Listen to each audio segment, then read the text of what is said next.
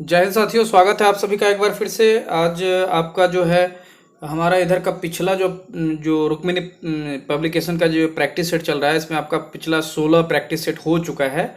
और अगर आपने इसका जो मास्टर वीडियो भी आपका तीन तीन पार्ट का, जो जैसे 1 से 5 और 6 से 11 और 6 से 10 और 11 से 15 तक का अपलोड हो चुका है। तो अगर आप चाहे तो उससे भी जाके आप एक बार में आप डबल स्पीड करके आप उसे देख सकते हैं। अगर तो आपका जो है, अगर आपने एक एक बार इसको देखा होगा तो फिर आपका वो रिवाइज हो जाएगा। ये बहुत ही इंपॉर्टेंट प्रैक्टिस सेट है जो चल रहा है, और फ्यूचर में जो भी दूसरा भी प्रैक्टिस सेट है वो भी करवाए जाएंगे। तो आप लोग इनसे जुड़े रहिए, और आपको आज लेके चलते हैं आपका ये जो 17वां प्रैक्टिस सेट है। तो इस प्रैक्टिस सेट का आज का पहला सवाल देखते हैं। इसका पहला सवाल है हमारा, यहाँ पे देख लीजिए। निम्नलिखित में से किस अंग में रक्त शुद्ध होता है, अर्थात किस जो शरीर का कौन सा जो ऑर्गन है हमारा, वहाँ पे ब्लड जो है प्यूरिफाइड होता है, इसके बारे में पूछा जा रहा है।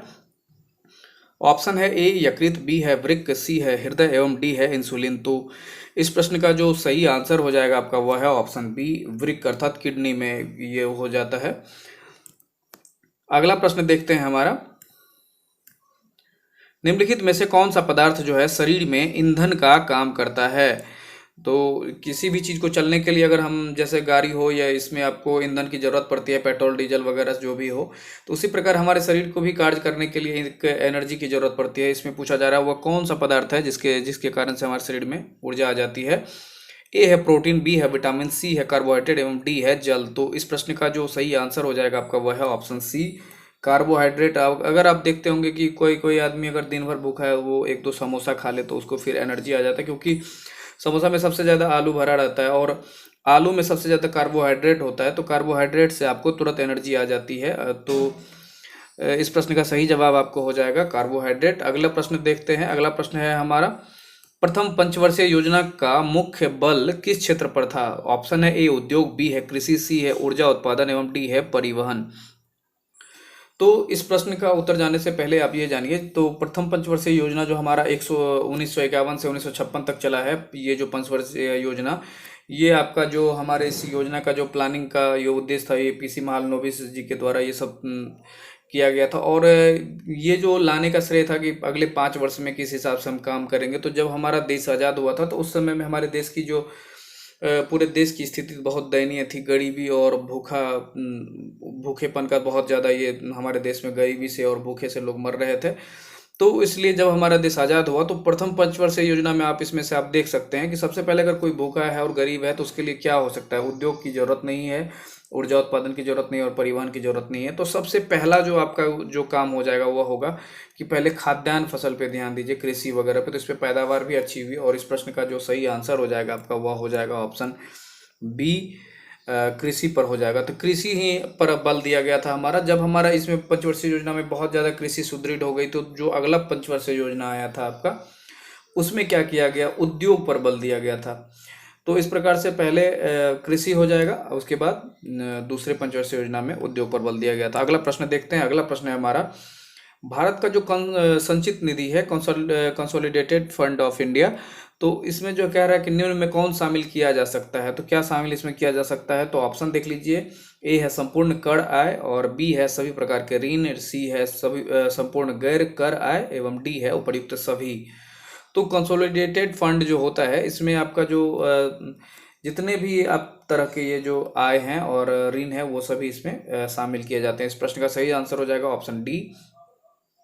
अगला प्रश्न देखिए, आपको अगला प्रश्न है शेयर बाजार से संबंधित है।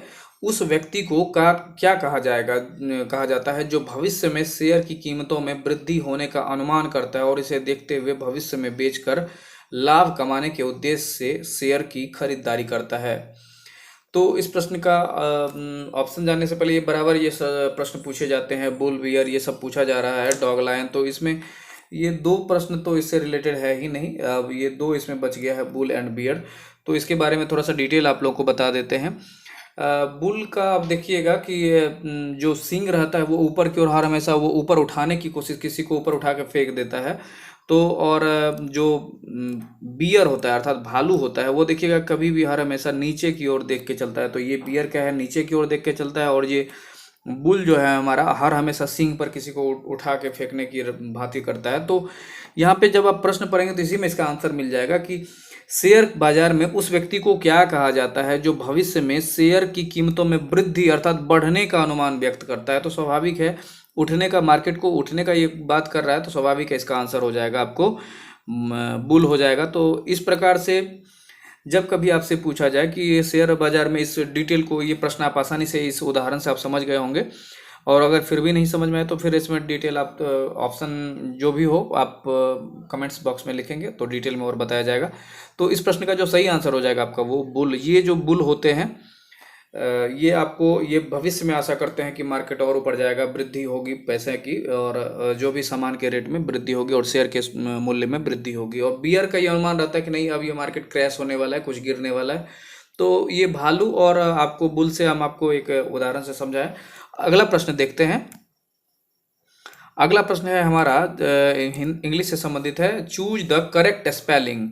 ए है साइकोलॉजी, बी है, इसका जो ऑप्शन है आपका वो सही आंसर ही देख लीजिए। इसका सही आंसर हो जाएगा आपका बी, साइकोलॉजी का। तो उसके बाद 7 नंबर का है चूज द करेक्ट पैसिव हिस्सा में, तो इसका जो सही आंसर हो जाएगा आपका वो है ऑप्शन बी। अगला प्रश्न देख लेते हैं। चूज द करेक्ट प्रीफिक्स इसमें लिखा गया है, तो इस प्रश्न का जो सही आंसर हो जाएगा आपका वो है ऑप्शन सी। अगला प्रश्न देखते हैं। At the 11th hours item, इसका मीनिंग क्या कहना है, तो इस प्रश्न का जो सही आंसर हो जाएगा आपका वह है option B, at the very first, तो वेरी लास्ट। तो इस अगले प्रश्न की ओर बढ़ते हैं। अगला प्रश्न हो जाएगा हमारा they would succeed if they dash, इसमें क्या भरा जाएगा, तो इस प्रश्न का जो सही आंसर हो जाएगा आपका वह है ऑप्शन सी, एट वंस। तो अगले प्रश्न की ओर बढ़ते हैं। अगला प्रश्न है हमारा सल्फर डाइऑक्साइड के 0.6 अणु में सल्फर के कितने परमाणु मौजूद होंगे, तो इस प्रश्न का जो सही आंसर हो जाएगा आपका वह है ऑप्शन डी, 3.613 इंटू 10⁻23। अगले प्रश्न की ओर बढ़ते हैं। अगला प्रश्न देख लीजिए हमारा C12H22 और O11 किसका रासायनिक सूत्र है। ये तो बहुत ही फेमस है, ग्लूकोज का, लैक्टोज का, सी है लैक्टोज का, MD है फ्रुक्टोज का। तो इस प्रश्न का जो सही जवाब हो जाएगा आपका वह है ऑप्शन सी, लैक्टोज। तो अगला प्रश्न देखते हैं हम। भारत का कौन सा राज्य जो है सबसे गन्ने का अग्रणी उत्पादक राज्य है, तो इस प्रश्न का जो सही आंसर है वो हो जाएगा आपका ऑप्शन सी, उत्तर प्रदेश। लेकिन अगर आपको पूछा जाएगा कि उत्पादक राज्य में इसमें और महाराष्ट्र में बराबर ये होते रहता है कि, तो आप जो उस समय में रहेगा वो देख लेंगे। हालांकि पैदावार के दृष्टिकोण से सबसे ज़्यादा यहाँ पे उत्तर प्रदेश में होती है, और जब इसको पूछा जाएगा आपको कि उत्पादन की वृद्धि से, तो आपका महाराष्ट्र आंसर हो जाता है। अगर उत्पादन की वृद्धि में रहेगा तो वो महाराष्ट्र आंसर होगा। अगले प्रश्न की ओर बढ़ते हैं। निम्नलिखित में से किस पौधे को ब्रायोफाइटा वर्ग में शामिल किया जाता है, तो इस ऑप्शन देख लीजिए। ए है यूलोथ्रिक्स, बी है क्लेडोफोरा, और सी है रिक्सिया, MD है मर्सिलिया। तो इस प्रश्न का जो सही आंसर है आपका वह है ऑप्शन सी, रिक्सिया। अगले प्रश्न की ओर बढ़ते हैं। प्रबल अम्ल तथा प्रबल क्षार के लवण का pH मान डैश होगा, तो प्रबल अम्ल तथा प्रबल क्षार के लवण का pH मान इसमें पूछा जा रहा है। तो इस प्रश्न का जो सही आंसर है आपका वह हो जाएगा ऑप्शन डी। तो जो 7 है ये इसका मतलब उदासीन हो जाएगा। अगर आपको मान के चलिए कोई आदमी इधर से बहुत मजबूत है, और जैसा कि इसके पास में 5,000 रुपया है, और उदाहरण से आपको समझाते हैं। किसी के पास 5,000 रुपया है, ये बहुत अमीर आदमी है, और किसी के पास वो गरीब है और उसको 5,000 रुपये की ज़रूरत है, ये गरीब आदमी है। तो कुल मिलाकर अगर इन्होंने इनको पैसा दे दिया तो ना इसके पास में अब पैसा रहा, ये किसी को देना था, ना इसके पास में रहा, दोनों अब बराबर हो गए, तो इसको उदासीन कहा जाता है। और उदासीन विलयन का मान जो होता है आपको जो pH स्केल पर वो 7 होता है। जैसे पूछा जाएगा कभी आपसे शुद्ध वर्षा जल का जो होता है, आपको पूछा जाएगा कि शुद्ध वर्षा जल का मान कितना होता है pH मान, तो इसका भी 7.0 होता है। अगला इसमें जो pH मान जो होता है इसकी खोज जो की थी सोरेनसन ने की थी। यह एक स्केल होता है जिसमें 7 से जो नीचे जितने आपको चलते चले जाएंगे वो अम्लीय हो जाएंगे, और 7 से ऊपर जितना होगा वो बेस अर्थात क्षारीय होते चले जाएंगे। अगले प्रश्न की ओर बढ़ते हैं। अगला प्रश्न हो जाएगा हमारा निम्नलिखित में से कौन शब्द स्त्रीलिंग है, तो स्त्रीलिंग के बारे में इसमें पूछा जा रहा है। तो इस प्रश्न का जो सही आंसर हो जाएगा आपका वह है ऑप्शन डी, झील। तो अगला प्रश्न देखते हैं। अगला प्रश्न है कौन सा शब्द तत्सम है? तो इस प्रश्न का जो सही आंसर हो जाएगा आपका वह है ऑप्शन बी, शोभन। अब ये देखिए अगला प्रश्न है बिना फेड़े घोड़ा बिगड़ता है। तो इस प्रश्न का जो सही आंसर हो जाएगा आपका ऑप्शन ए। ये जो पूछा जा रहा है कि बिना फेरे का घोड़ा बिगड़ता है और बिना लड़े सिपाही, यह किनकी युक्ति है, मतलब किसके द्वारा बोला गया है? तो इस प्रश्न का जो सही आंसर है ऑप्शन ए, चंद्रधर शर्मा। तो अगला प्रश्न देखते हैं। अगला प्रश्न है तिरछी कहानी के कहानीकार कौन है? तो इस प्रश्न का जो ऑप्शन है ए, उदय प्रकाश, बी है प्रेमचंद, सी है सूरदास एवं डी है कबीरदास। तो इस प्रश्न का जो सही आंसर है आपका वह हो जाएगा ऑप्शन ए, उदय प्रकाश। अगला प्रश्न देखिए निंदा का विलोम, अर्थात निंदा कोई कर रहा है तो उसका उल्टा क्या होगा? अगर कोई आपका निंदा कर रहा है तो उसका उल्टा क्या होगा? ऑप्शन ए स्तुति, बी निंद्य और सी है श्लाघ्य एवं डी है निरुद्ध। तो इस प्रश्न का जो सही आंसर है आपका वह है कोई आपकी निंदा कर रही है और आप उसकी प्रार्थना कर रहे हैं, यही चीज है, तो आप उनकी बड़ाई कर रहे हैं। अगला प्रश्न देखिए निम्नलिखित में से कौन सा एक व्युत्पन्न मात्रक नहीं है? ऑप्शन है ए जूल, बी है वाट, सी है किलोग्राम एवं डी है न्यूटन। तो इस प्रश्न का जो सही आंसर है आपका वह है ऑप्शन सी, ये व्युत्पन्न मात्रक नहीं है, ये मूल मात्रक है। व्युत्पन्न मात्रक वो मात्रक होते हैं जो किसी की सहायता से या दो से जो पहले से जो मूल मात्रक है उनकी सहायता से बनते हैं। जैसे बल जो है, बल का जो ऐसा ही मात्रक न्यूटन है, तो ये आपका जो बने हैं ये आपको मूल मात्रक मास से, और त्वरण जो इसमें बना है बल बराबर जो होता है जैसे कि F बराबर ma होता है, तो इसमें क्या होता है मास और एक्सेलरेशन है। तो अगर आप एक्सेलरेशन की परिभाषा में जाएंगे तो वहाँ जो प्रति सेकंड होने वाले जो वेग में परिवर्तन की दर को जो त्वरण कहते हैं। तो ये जो आपका दिया गया है तो इन सब से जो मिला के बनते हैं तो वो व्युत्पन्न मात्रक है। इसमें सिर्फ ये है मूल मात्रक है, बाद बाकी वाट जो शक्ति का है और ये जो है जूल जो है ये कार्य का है।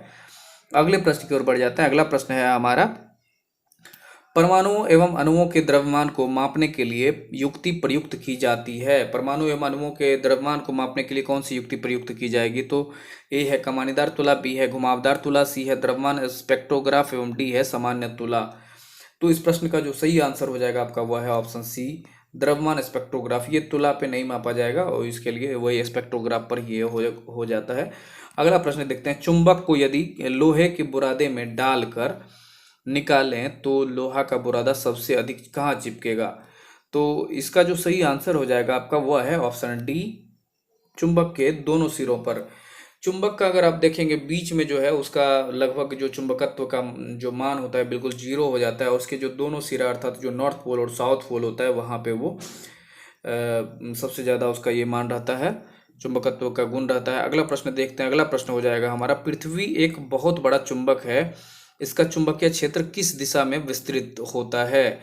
तो इस प्रश्न का जो सही आंसर है ए है पूर्व से पश्चिम, बी है पश्चिम से पूर्व एवं सी है उत्तर से दक्षिण एवं डी है दक्षिण से उत्तर। तो इस प्रश्न का जो सही आंसर हो जाएगा आपका वह है ऑप्शन डी, दक्षिण से उत्तर। अर्थात दक्षिण की ओर अगर आप हैं तो उत्तर की ओर इसका सबसे जो चुंबकत्व का मान है वो विस्तृत होता है।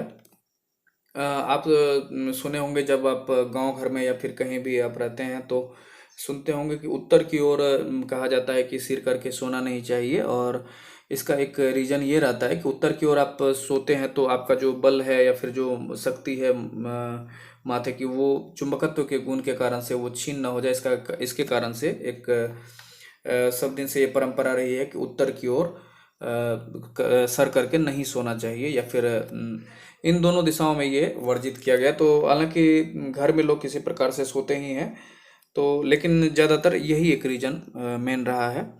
अगले प्रश्न की ओर बढ़ जाते हैं। अगला प्रश्न है हमारा, आप देखेंगे कि पी टाइप अर्धचालक बनाने के लिए शुद्ध सिलिकॉन मिलाए जाने वाले अपद्रव्य परमाणु निम्नलिखित में से किसके हैं? तो इस प्रश्न का जो सही आंसर हो जाएगा आपका वह है ऑप्शन बी, बोरोन के हैं। अगला देखते हैं। अगला प्रश्न है हमारा, किसी वस्तु के गति को सुपरसोनिक गति कहा जाता है जब उसकी मैक संख्या जो है क्या हो जाएगी? तो इसकी जो मैक संख्या हो, अगर आप किसी वस्तु की जो है वस्तु क्या मैक संख्या उसकी होती है, विमानों की होती है, तो इसका जो मैक संख्या क्या हो जाएगा वो भी बताते हैं। तो इस प्रश्न का जो सही आंसर हो जाएगा आपका वह है ऑप्शन सी, जब एक से अधिक हो जाए। मैक संख्या होती है कि आपको जो 332 मीटर प्रति सेकंड जो ध्वनि की चाल है, अगर इससे कोई अगर स्पीड में चल रहा है तो वो आपको 1 मैक से अधिक माना जाता है। तो जो आपका सुपरसोनिक जो मिसाइल वगैरह होते हैं, आपको मैक ये उसका मैक संख्या जो है अधिक रहता है, अर्थात वो ध्वनि के जो वेग से अधिक गति से चलते हैं। अगला प्रश्न देखते हैं हम। अगला प्रश्न हो जाएगा हमारा, जब किसी पिंड को एक निश्चित बिंदु के पारित एक तल में घुमाया जाता है तो उसके कोणीय संवेग की दिशा क्या हो जाएगी? ए है त्रिज्या, बी है कण की स्पर्श रेखा, सी है घूर्णन तल पर लंब रेखा एवं डी है इनमें से कोई नहीं। तो इस प्रश्न का जो सही आंसर हो जाएगा आपका वह है ऑप्शन सी, घूर्णन तल पर लंब रेखा इसका हो जाएगा। अगला देखते हैं, दो प्रोटॉन के बीच प्रतिकर्षण बल कार्य करता है, उनके बीच दूरी कम करने पर स्थितिज ऊर्जा में क्या हो जाएगी? तो स्थितिज ऊर्जा में जो है ये पूछा जा रहा है कि जैसे कि मान के चलिए जो प्लस प्लस चार्ज है, जिसमें भी प्रोटॉन पर है और इसमें भी प्रोटॉन पर प्लस चार्ज है, दोनों पे प्रतिकर्षण बल एक दूसरे के बीच में आपको दूरी का काम करती है। जब इन दोनों को और नज़दीक लाया जाएगा तो इसमें क्या होगी, स्थितिज ऊर्जा पे क्या प्रभाव होगा उसके बारे में पूछा जा रहा है। तो इस प्रश्न का जो सही आंसर हो जाएगा आपका वह है ऑप्शन डी, वृद्धि हो जाएगी। स्थितिज ऊर्जा में स्वाभाविक रूप से वृद्धि हो जाएगी। अगला प्रश्न देखते हैं, लोहे के टुकड़े का भार मिट्टी के तेल की अपेक्षा पानी में, जो लोहे का टुकड़ा है उसका जो भार होगा मिट्टी के तेल की अपेक्षा पानी में क्या होगा? तो इसमें जो है इसका सही आंसर हो जाएगा आपका वह है ऑप्शन डी, अधिक होता है। अगला प्रश्न देखते हैं हम, यंग गुणांक ताप से इस प्रकार प्रभावित होता है। वह है ऑप्शन ए, वह ताप वृद्धि के साथ बढ़ता है, बी है ताप परिवर्तन का कोई प्रभाव नहीं पड़ता है, सी है ताप बढ़ने के साथ घटता है एवं डी है ताप के साथ कभी घटता है कभी बढ़ता है। तो इस प्रश्न का जो सही आंसर हो जाएगा आपका वह है ऑप्शन सी, ताप बढ़ने के साथ घटता है। अगला प्रश्न देखते हैं, ये जो आपका मैथ का सवाल है, मैथ का आप लोग अपने से इसको रोक के आप लोग चाहे तो बना लीजिएगा। इस प्रश्न का जो अगला आंसर देखते हैं, ये तो मैथ रीजनिंग से ही है। अगला देखते हैं, यहाँ पे गुप्त संधियों की नीति किसने अपनाई थी? अर्थात जो भी सीक्रेट ट्रीटी होता था उसके बारे में सबसे पहले किसने ये काम किया था? तो उसके बारे में पूछा जा रहा है। एक मेटरनिख ने, बी बिस्मार्क ने, सी है लॉयड जॉर्ज ने एवं डी है वुडरो विल्सन ने। तो इस प्रश्न का जो सही आंसर है वह है आपका ये जर्मनी के एकीकरण में इसका जो है, जैसे हमारे भारत में सरदार पटेल को माना जाता है कि भारत के एकीकरण का श्रेय इनको जाता है, तो उसी प्रकार जर्मनी का एकीकरण का श्रेय इन्हीं को जाता है, बिस्मार्क को। इसे कभी कभी हमारे भारत में इसको सरदार पटेल का उपनाम भारत का बिस्मार्क भी कहा जाता है इसे। तो जिस प्रकार इन्होंने एकजुट किया था उसी प्रकार बिस्मार्क ने जर्मनी में एकजुटता का काम किया था। अगले प्रश्न की ओर बढ़ते हैं। अगला प्रश्न हो जाएगा हमारा 1879 की द्वैत संधि जो डुअल अलायंस है किन दो राष्ट्रों के मध्य हुई थी? ऑप्शन है ए इंग्लैंड और फ्रांस, बी है जर्मनी और रूस, सी है जापान और इटली एवं डी है ऑस्ट्रिया और जर्मनी। तो इस प्रश्न का जो सही आंसर हो जाएगा वह है ऑप्शन डी, ऑस्ट्रिया और जर्मनी के बीच हुआ था। अगला प्रश्न देखते हैं, भारत में 1917 में पहली देसी जूट मिल किस नगर में स्थापित की गई थी? तो ऑप्शन है ए कलकत्ता में, बी बम्बई में, सी मद्रास में एवं डी है सूरत में। तो इस प्रश्न का जो सही आंसर हो जाएगा आपका वह है ऑप्शन ए कलकत्ता में। अगला प्रश्न देखते हैं, भारतीय स्वतंत्रता संग्राम के काल के संदर्भ में इंडियन जो स्टैट्यूटरी कमीशन को आमतौर पर किस नाम से जाना जाता है? जो आपका पूछा जा रहा है भारतीय स्वतंत्रता संग्राम के काल में इसको किस नाम से जाना जाता है? तो इस प्रश्न का जो सही आंसर हो जाएगा आपका वह है ऑप्शन डी, साइमन कमीशन को। अगला प्रश्न देखते हैं, साइमन कमीशन के बारे में ये विरुद्ध हड़ताल हुआ था जिसमें कि हमारे लाला लाजपत राय की लाठीचार्ज से उनकी मृत्यु हो गई थी। अगला प्रश्न देखते हैं हम, किनके प्रयत्नों से बम्बई में भारत का प्रथम महिला विश्वविद्यालय की स्थापना हुई? ए है दयाराम गिंडुगल और बी है डी.के. कर्वे, सी है रमाबाई एवं डी है महादेव गोविंद रानडे। तो इस प्रश्न का जो सही आंसर है वो हो जाएगा डी.के. कर्वे जी के द्वारा ये हुआ था। अगला प्रश्न देखते हैं हमारा, ऑप्शन ये है 1905 में बंगाल का विभाजन किस वायसराय ने किया था? तो इस प्रश्न का जो ऑप्शन है ए देखिए लॉर्ड हार्डिंग, बी है लॉर्ड कर्जन, सी है लॉर्ड लिटन एवं डी है लॉर्ड मिंटो। तो इस प्रश्न का जो सही आंसर हो जाएगा आपका वह है ऑप्शन बी, लॉर्ड कर्जन। तो ये जो बंगाल का विभाजन हुआ था, दरअसल उस समय में, जिस समय में 1773 का रेगुलेटिंग एक्ट आया था, या फिर बंगाल में ही हमारा जो सारा जो ब्रिटिश का हुकूमत सारा चीज़ अपना बंगाल से ही अपना सब कुछ करती थी, तो हमारा सुप्रीम कोर्ट भी उस समय बंगाल में ही हुआ करता था। तो ये हुआ क्या कि बंगाल में जो हमारे लोग थे, और जो अभी वर्तमान में पश्चिम बंगाल है, तो उस समय में हुआ क्या था कि जो स्वदेशी की भावना थी वहाँ से बहुत ज़्यादा एकजुटता, जो हिंदू मुस्लिम सभी लोग एकजुट होकर रह रहे थे वहाँ पे। तो जब लगा कि यहाँ पे एकता की भावना ज़्यादा बढ़ रही है, तो अंग्रेज़ों के द्वारा उसको क्या किया, उसका विभाजन कर दिया गया, ताकि ये एक दूसरे से मेल मिलाप ना कर सके। तो इसके लिए उन्होंने 1905 में लॉर्ड कर्जन के द्वारा इसको विभाजन कर दिया गया। इसकी पहले घोषणा भी होती है, सब कुछ तय समय से कर दी जाती है। इसकी जब घोषणा कर दी जाती है, तब बंगाल के लोगों ने इसको जो है, स्वदेशी आंदोलन को जो है बहुत बृहद पैमाने पर जो है विरोध किया गया था, जिसके बाद 1911 में लॉर्ड हार्डिंग द्वितीय के समय में इनका जो है ये बंगाल विभाजन रद्द होता है। तब उसके बाद क्या कर दिया जाता है कि बंगाल जो हमारे जो देश की राजधानी उस समय में कलकत्ता हुआ करती थी, जो ब्रिटेन के सम्राट जॉर्ज पंचम आए थे उस समय में, तो उनके द्वारा क्या किया गया, जो घोषणा की गई 1911 में कि हमारा जो अब कलकत्ता से दिल्ली हो जाएगा, और दिल्ली को हमारा भारत की राजधानी 1912 में स्थानांतरित कर दिया गया। तो इस प्रश्न से आपको इतनी जानकारी मिल जाती है। अगला प्रश्न देख लेते हैं हम। अगर वीडियो थोड़ा सा लंबा हो तो आप लोग उसको पूरा देखने का प्रयास कीजिए, क्योंकि आप लोगों के द्वारा ही बोला गया है कि वीडियो को थोड़ा सा डिटेल कर दिया है। सभी वीडियो अगर क्वेश्चन डिटेल करने लगे तो बहुत समय लग जाएगा, लेकिन जो हो रहा है उसको डिटेल में जरूर देखने का प्रयास करेंगे। अगला प्रश्न देखते हैं। दक्षिण अफ्रीका में रहने की अवधि में महात्मा गांधी ने निम्नलिखित में से किस पत्रिका का प्रकाशन किया? ऑप्शन है ए नवजीवन, बी है इंडिया गजट, सी है अफ्रीकन एवं डी है इंडियन ओपिनियन। तो इस प्रश्न का जो हम आपको इसमें से आपको ऑप्शन से ही आंसर इसमें बताने का प्रयास करेंगे, ताकि आपको फिर दोबारा याद करने की जरूरत ना पड़े। तो जैसे कि देखिए, आप इसमें और सब प्रश्न पत्रिकाओं को छोड़ दीजिए। यहाँ बात हो रही है दक्षिण अफ्रीका में रहने की अवधि में। तो जब महात्मा गांधी दक्षिण अफ्रीका में वकालत करने गए थे और वहाँ पे रह रहे थे, वहाँ पर जो हमारे भारतीय रह रहे थे, मजदूर के रूप में मजदूरी करते थे, उनसे इतना उनके साथ अत्याचार किया जाता था, जिसके कारण से उन्होंने, जो हमारे लोग रह रहे थे उनके कारण से उनको इतना टॉर्चर किया जा रहा था, उनके लिए उन्होंने सत्याग्रह किया। और काले गोरे का इतना ही था कि इनको पिट्सबर्ग स्टेशन पे उतार कर फेंक दिया गया था महात्मा गांधी को। उसके बाद उन्होंने क्या किया कि अनशन शुरू किया, और वहाँ पर जो है, अब जो यहाँ के लोग थे इनके फेवर का जो है एक पत्रिका निकाला। तो स्वाभाविक है, हमारे लोगों के लिए जो हमारा लोग क्या चाहते हैं, तो इसमें इंडिया गजट में नहीं होगा, नवजीवन में नहीं होगा। हम लोगों का ओपिनियन क्या है, तो इंडियन ओपिनियन। तो इस बात से आप याद रखेंगे, जो हम अफ्रीका में महात्मा गांधी जी के द्वारा इंडियन ओपिनियन पत्रिका का संपादन किया गया था। अगला प्रश्न देख लेते हैं हम। अगला प्रश्न हो जाएगा हमारा, मगध की राजधानी कौन सी थी? ऑप्शन है ए प्रतिष्ठान, बी है वैशाली, सी है गिरिव्रज एवं डी है चंपा। तो इस प्रश्न का जो सही जवाब हो जाएगा आपका, वह है ऑप्शन सी, गिरिव्रज, जिसे हम राजगीर भी कहते हैं। अगला प्रश्न देखते हैं, किस राज्य में सर्वाधिक चंदन के वृक्ष पाए जाते हैं? तो ऑप्शन है ए तमिलनाडु, बी है केरल, सी है मध्य प्रदेश एवं डी है कर्नाटक। तो इस प्रश्न का जो सही आंसर हो जाएगा आपका, वह है ऑप्शन डी, कर्नाटक। अगला प्रश्न देखते हैं, भारत में कितने राज्य जो है तट रेखा जो है से लगे हैं, अर्थात समुद्र से लगे हुए हैं? तो इस प्रश्न का जो सही आंसर हो जाएगा आपका, वह है ऑप्शन सी, 9 राज्य।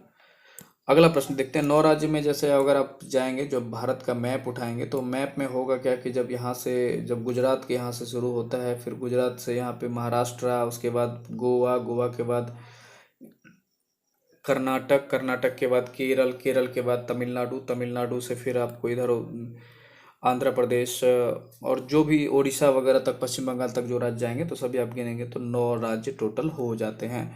तो अगला प्रश्न देखते हैं हम, निम्नलिखित में किस राज्य की भूमि भारत और पूर्वी और पश्चिमी तटों पर है? तो किस राज्य की भूमि जो भारत और के जो पूर्वी और पश्चिमी दोनों तटों पर है, इसके बारे में पूछा जा रहा है। तो इस प्रश्न का जो सही आंसर है आपका, वह हो जाएगा ऑप्शन ए। ये जो हमारा पुडुचेरी है, ये आपको यहाँ पर जब आपका भारत का मैप बनता है, तो यहाँ पे आपको, यहाँ तमिलनाडु में भी हो जाएगा, केरल में भी हो जाएगा। तो इस प्रकार से ये दोनों में है, यनम माहे ये सब। तो इस प्रकार से इस प्रश्न का जो है दोनों आंसर यही हो जाएगा। तो अगला प्रश्न देखते हैं।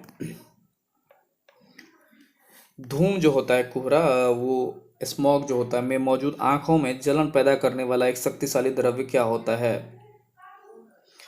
तो इस प्रश्न का जो सही आंसर हो जाएगा आपका वो पेरोक्सी एसिटाइल नाइट्रेट। तो अगला प्रश्न देख लेते हैं। अगला प्रश्न हो जाएगा हमारा आपका, ये देखिए, भूमि और मिट्टी का जो कटाव को कैसे रोका जा सकता है? तो इस प्रश्न का जो सही आंसर हो जाएगा आपका वह है ऑप्शन डी। इनमें से सभी चीज़ों को अपनाकर ये किया जा सकता है। अगला प्रश्न देखते हैं।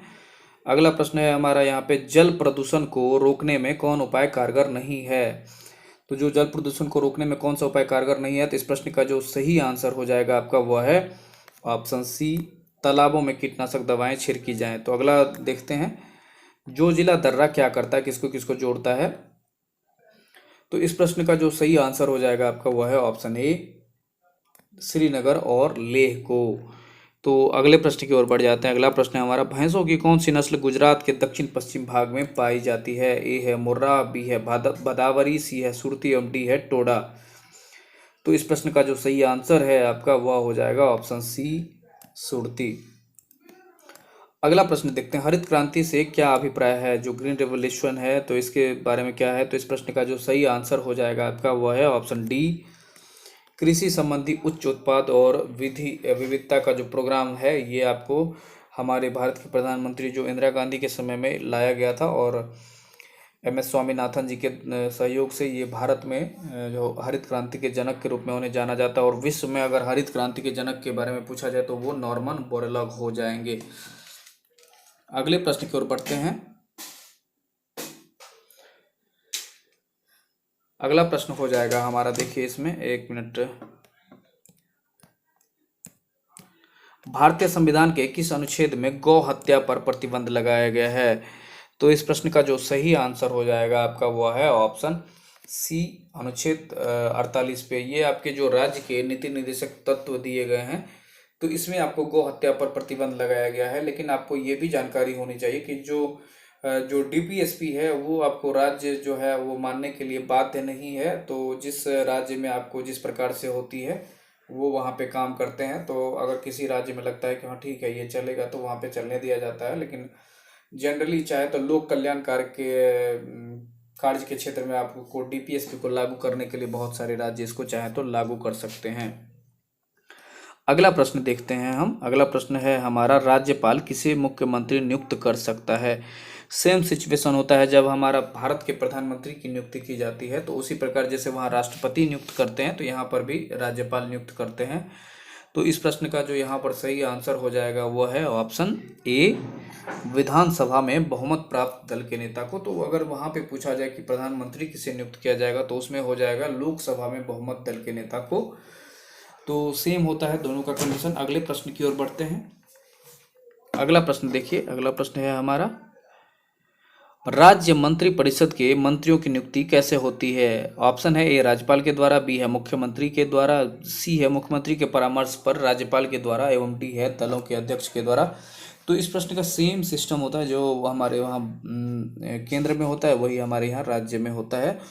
तो इस प्रश्न का जो सही आंसर हो जाएगा आपका वह है ऑप्शन सी, मुख्यमंत्री के जो सलाह पे होता है, मुख्यमंत्री के सलाह पे राज्यपाल के द्वारा किया जाता है। अगला प्रश्न देख लेते हैं। भारतीय संघात्मक व्यवस्था में न्यायपालिका की कैसी व्यवस्था है? ऑप्शन है ए, एकहरी, बी है दोहरी, सी है ए एवं दो बी दोनों, डी है कोई नहीं। तो भारतीय संघीय व्यवस्था में न्यायपालिका की कैसी व्यवस्था है? तो इस प्रश्न का जो सही आंसर है आपको वह है ऑप्शन ए, एकहरी। अर्थात कि भारतीय जो न्यायपालिका है हमारी वो इसी पैटर्न पे काम करती है। सुप्रीम कोर्ट के अधीन सारे हाई कोर्ट हैं और सारे हाई कोर्ट के अधीन ये हैं जो जिला के कोर्ट हैं, और सभी के इसी पैरेलल में काम करते हैं। तो इस प्रकार से जो एकहरी व्यवस्था हमारे यहाँ है। अगला प्रश्न देखते हैं। सर्वोच्च न्यायालय के न्यायाधीशों की नियुक्ति कौन करता है? तो जो सुप्रीम कोर्ट के जो न्यायाधीशों की नियुक्ति है, तो इस प्रश्न का जो सही आंसर होगा आपका वह हो जाएगा ऑप्शन सी, मुख्य न्यायाधीश की सलाह से राष्ट्रपति जी करते हैं। अगला प्रश्न देख लेते हैं। अगला प्रश्न है हमारा, राष्ट्रपति ने अब तक कितनी बार राष्ट्रीय आपातकाल की घोषणा की है? तो इस प्रश्न का जो सही आंसर हो जाएगा वह है ऑप्शन सी, 3 बार।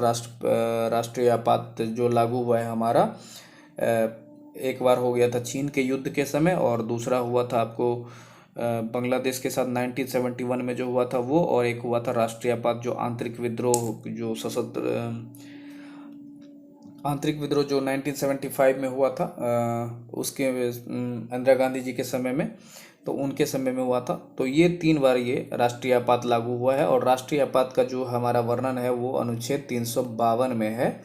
हमारे संविधान में 3 प्रकार के आपात का जिक्र है, जो अनुच्छेद 352 में राष्ट्रीय आपात, और अनुच्छेद 356 में राष्ट्रपति शासन, और अनुच्छेद 360 में आपको वित्तीय आपात का जिक्र है। तो राष्ट्रपति शासन और राष्ट्रीय आपात तो भारत में लग चुका है, तो लेकिन आज तक वित्तीय जो आपात है वो कभी लगा नहीं है, और इसके जो सीमा की भी कोई इसमें चर्चा नहीं की गई है कि ये कब तक लागू रह सकता है या लागू होने के बाद। तो अगले प्रश्न की ओर बढ़ जाते हैं। अगला प्रश्न है हमारा, भारत में उच्च जन्म दरों का क्या कारण है? तो ऑप्शन देख लीजिए, इसमें ए है शिक्षा की कमी, बी है संयुक्त परिवार प्रथा, सी है सामाजिक अंधविश्वास, एवं डी है सभी। तो इस प्रश्न का जो सही आंसर हो जाएगा वो है ऑप्शन डी, सभी हो जाएगा। तो अगला प्रश्न देख लेते हैं। गांधी जी के विदेशी वस्तुओं के बहिष्कार के आंदोलन का क्या लक्ष्य था? तो इस प्रश्न का जो सही आंसर हो जाएगा वो है आपका ऑप्शन डी, कुटीर उद्योगों को प्रोत्साहन देना। गांधी जी छोटे छोटे उद्योगों को प्रोत्साहित करके वो भारतीय लोगों को भी सशक्त बनाना चाहते थे। अगला प्रश्न देखते हैं हमारा, भारत में बेरोजगारी के आंकड़े किस संगठन द्वारा एकत्रित एवं प्रकाशित किए जाते हैं? तो इस प्रश्न का जो सही आंसर हो जाएगा आपका वह है ऑप्शन ए, NASSO। तो अगले प्रश्न की ओर बढ़ जाता है। अगला प्रश्न है हमारा, निम्नलिखित में से कौन सी रचनाएं शाहजहां कालीन हैं?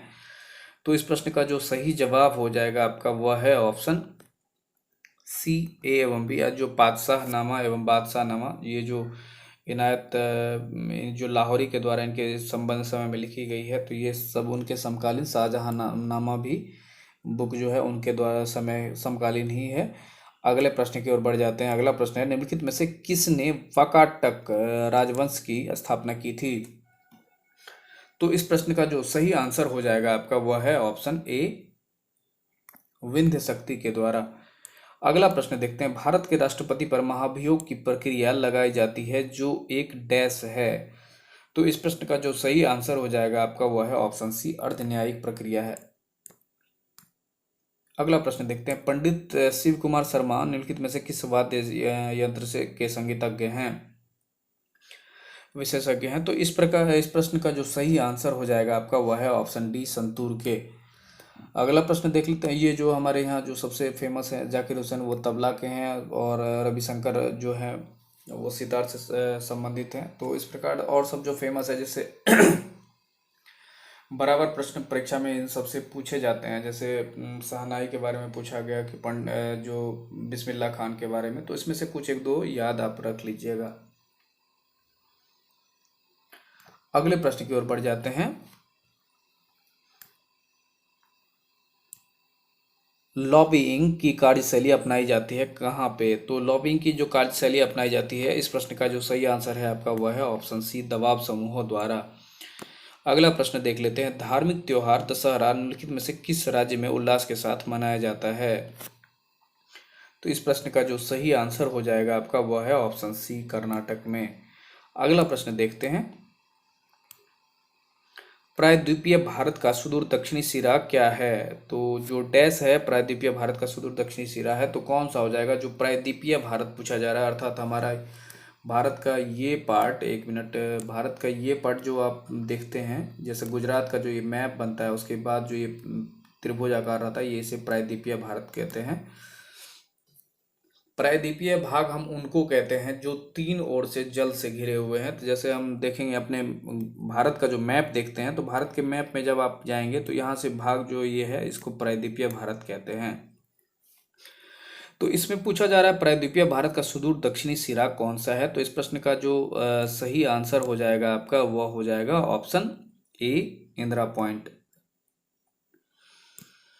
और अगर आपको पूछा जाए कि भारत का जो है मुख्य भूमि का दक्षिणतम बिंदु क्या है, तो ये आपका आंसर हो जाएगा कन्याकुमारी। तो अगले प्रश्न की ओर बढ़ जाता है। अगला प्रश्न है HIV का पूरा नाम क्या है? जो सही जवाब हो जाएगा इसका ये है option a human human Indo immuno deficiency virus. तो इसका जो है जैसे कि होता है HIV का जो फुल फॉर्म होता है,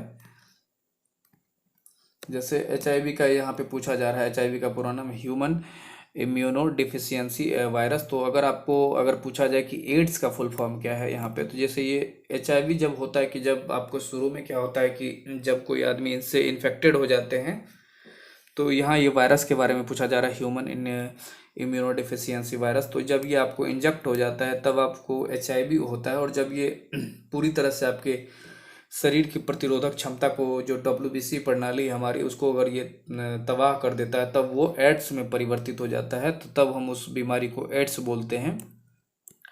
तो एड्स का जो फुल फॉर्म, कभी कभी एड्स का भी फुल फॉर्म पूछा जाता है, तो आप एड्स का जो फुल फॉर्म हो जाता है एक्वायर्ड इम्यूनो डिफिशियंसी सिंड्रोम हो जाता है।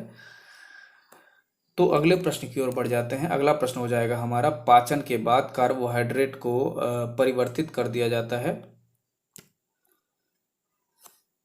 ऑप्शन, इसका जो सही आंसर हो जाएगा वह होगा ऑप्शन बी ग्लूकोज में। एक मिनट, इसका आंसर हो जाएगा ग्लूकोज में। अगला प्रश्न देख लेते हैं, अपने डैश के लिए लड़ना धर्म है। तो इस प्रश्न में क्या होगा? ये सही जवाब हो जाएगा इसका आपका ऑप्शन बी स्वतः, जो इसका जो है अपने स्वाभिमान की बात इसमें होती है, स्वत्व के लिए जो लड़ना धर्म है। तो अगला प्रश्न देखते हैं, जिस पर आक्रमण हो उसके लिए क्या इसमें क्या कौन सा ये वर्ड यूज करेंगे? तो उसका जो सही आंसर हो जाएगा आपका ये ऑप्शन सी आक्रांत। अगला प्रश्न देखते हैं, ये देखिए आपको, वह दर जिस दर पर उपभोक्ता जो है एक वस्तु को दूसरी वस्तु से संतुष्टि का स्तर बदले बिना प्रतिस्थापन के लिए तैयार है, क्या कहते हैं? तो इस प्रश्न का जो सही आंसर हो जाएगा आपका वह है ऑप्शन डी प्रतिस्थापन की सीमांत दर। अगला प्रश्न देखते हैं कि से के द्वारा किस कारक का परिसर्ग है? तो इस प्रश्न का जो सही आंसर हो जाएगा आपका वह है ऑप्शन बी करण का। अगला प्रश्न देखते हैं, आर्थिक क्रियाकलापों के अंतर्गत द्वितीयक क्षेत्र में सम्मिलित है कौन सा है? तो इस प्रश्न का जो सही आंसर हो जाएगा आपका वह है ऑप्शन बी विनिर्माण। कृषि आपको प्राथमिक क्षेत्र में आ जाते हैं, ये जो विनिर्माण वाले हैं वो द्वितीय क्षेत्र में, और जो भी सर्विस प्रोवाइड करवाते हैं वो आपको तृतीय क्षेत्र में आ जाते हैं। अगले प्रश्न की ओर देखते हैं, विश्व आर्द्रभूमि दिवस किस तिथि को मनाया जाता है? इसमें जो पूछा जा रहा है, तो इस प्रश्न का जो ऑप्शन है देखिए, 1 फरवरी, 2 फरवरी, 4 फरवरी और 5 फरवरी। तो इस प्रश्न का जो सही आंसर हो जाएगा आपका वह है ऑप्शन बी 2 फरवरी। दरअसल जो आर्द्र भूमि होती है, आर्द्र भूमि वैसी भूमि जो हमारे देश में या कहीं पर विदेश में भी वैसी भूमि जो एक समय में बहुत अच्छा जो झील या तालाब हुआ करती थी, धीरे धीरे वो सूखने की कगार पे है। तो उनको जो सिक्योरिटी अर्थात जो उनके संरक्षण के लिए जो एक सम्मेलन का आयोजन किया गया था 1971 में, आपको 2 फरवरी 1971 में आपको जो आपको रामसर में, ईरान के शहर रामसर में इसका जो आयोजन किया गया था। तो इसको जो है 2 फरवरी को जो है हम लोग विश्व आर्द्रभूमि दिवस मनाते हैं। और अगर आपको जो किसी स्थल को अगर कोई जो चयन किया जाता है तो उसको हम लोग रामसर स्थल के रूप में जानते हैं, क्योंकि ये सम्मेलन वहाँ पे हुआ था, तो इसी कारण से उसको इस पार्ट के रूप में जानते हैं। अगले प्रश्न की ओर बढ़ते हैं। अगला प्रश्न हो जाएगा हमारा यहाँ पे देखिए, मई 2023 में प्रधानमंत्री नरेंद्र मोदी नवनिर्मित संसद भवन का उद्घाटन के समय लोकसभा अध्यक्ष की सीट के बगल में क्या रखे? तो इस प्रश्न का जो सही आंसर है आपका वह हो जाएगा ऑप्शन सी सेंगोल। तो सेंगोल के बारे में जो बच्चे नहीं जानते हैं, जो मित्र हमारे नहीं जानते हैं, उनको बता दें कि ये जो लोकसभा अध्यक्ष के बगल में सेंगोल एक इस प्रकार की बनी हुई है, और यहाँ पे स्वर्ण की जो एक लाठी जैसी मुद्रा है, और ये जो है ऊपर में नंदी जी इस पर विराजमान है, स्वर्ण परत युक्त एक छड़ी जैसी है, जिसके बारे में डिटेल वीडियो आपको हमारे दूसरे चैनल पर मिल जाएगा। सेंगोल के बारे में पूरा डिटेल है, जिसका हम लिंक अभी दे देंगे इसमें, तो अगर आप चाहें तो वहाँ से जाकर उस वीडियो को देख लीजिएगा। दरअसल सेंगोल क्या थी कि एक जो हमारे प्राचीन समय में जो चोल प्रशासन साउथ में जो शासन की है और जो स्थानीय स्वशासन के लिए जानी जाती थी, उनके द्वारा जो है ये प्रथा की प्रारंभ की गई थी कि जैसे ही सत्ता का हस्तांतरण होता था एक राजा से दूसरे राजा के लिए, तो उनको क्या किया जाता था कि एक प्रमाण के रूप में कि लीजिए हमने आपको, एक राजदंड के रूप में उसको माना जाता था कि जिसके पास रहता था सत्ता हस्तांतरित मानी जाती थी। जिस प्रकार आज आपके पास मान के चलिए कोई भूमि है, अगर उसको कोई खरीद लेता है तो भूमि तो वो अपनी जगह रहती है, लेकिन एक प्रमाण के तौर पे आपने उसे जो रजिस्ट्री करवाया वो एक पेपर होता है। तो इसी प्रकार से एक राजदंड होता था जिसे न्याय का प्रतीक भी माना जाता है। तो जिस समय हमारा भारत आज़ाद हो रहा था, तो भारत के आज़ादी के समय में जो हमारे भारत के अंतिम गवर्नर जनरल थे लॉर्ड माउंटबेटन के द्वारा, तो इनके द्वारा जो पंडित नेहरू से पूछा गया कि आपके यहाँ कोई अगर जो हमारा जो भारत आज़ाद हो रहा है आपका, तो उसमें कोई अगर आप आयोजन है तो उसमें करवाना चाह रहे हैं, तो उनके द्वारा सलाह दिया गया कि हमारे जो समय में जो भारत के स्वतंत्र भारत के प्रथम भारतीय गवर्नर जनरल बने, जो उनके समकक्ष थे माउंटबेटन के, सी राजगोपालाचारी के द्वारा, तो उनसे राय लिया गया। तो सी राजगोपालाचारी जी जो है वो साउथ से ही आते थे, तो उनको ये प्रथा के बारे में मालूम था, तो उन्होंने ये सलाह दी। तो उस समय जो तमिलनाडु के पुजारियों के द्वारा उनको पंडित नेहरू जी को ये भेंट प्रदान किया गया कि तो उस समय ये संसद भवन में रखा हुआ था, और इधर अभी जाके इसे नए संसद भवन में प्रधानमंत्री नरेंद्र मोदी जी के द्वारा इसे लोकसभा अध्यक्ष के बगल में इसको रखा गया है। तो इस प्रकार इस प्रश्न का जो सही आंसर है वो सेंगोल, और सेंगोल के बारे में भी आपको जानकारी मिल गई।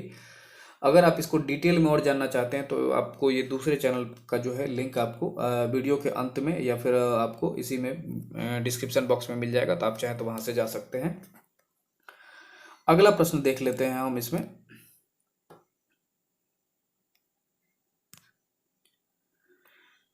निम्नलिखित में वह कौन सा कण है जो ऋणात्मक रूप से आवेशित होता है? ए है प्रोटॉन, बी है न्यूट्रॉन, सी है पॉजिट्रॉन एवं डी है इलेक्ट्रॉन। तो इस प्रश्न का जो सही आंसर हो जाएगा आपका वो है ऑप्शन डी इलेक्ट्रॉन।